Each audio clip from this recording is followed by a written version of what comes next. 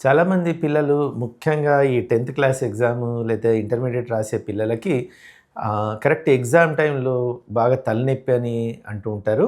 దీనికి ముఖ్యమైన కారణం మాత్రము యాంగ్జైటీ అంటే టెన్షన్. ఎగ్జామ్ ఎలా రాస్తానో అనే యాంగ్జైటీ.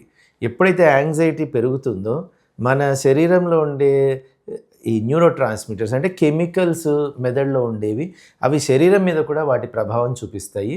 దానివల్ల బాగా తలనొప్పి ఉండడము, కళ్ళు గుంజినట్టు ఉండడము లాంటివి కనిపిస్తూ ఉంటాయి. మరి దీనికి మనం ఏం చేయాలి అన్నట్టయితే ముఖ్యంగా రిలాక్సేషన్ టెక్నిక్స్ అనేవి చాలా ఇంపార్టెంట్.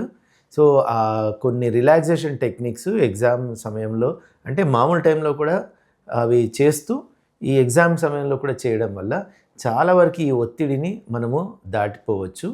అలాగే కొంచెం బ్రేక్స్ ఇస్తూ చదవండి. కంటిన్యూస్‌గా ఎక్కువ సేపు చదవకండి. కొంచెం బ్రేక్స్ ఇస్తూ చదవండి. మధ్య మధ్యలో ఒక 2, 3 గంటల తర్వాత ఒక 5, 10 నిమిషాలు రిలాక్స్ కండి. దానివల్ల చాలా వరకు బెటర్‌గా ఉంటుంది.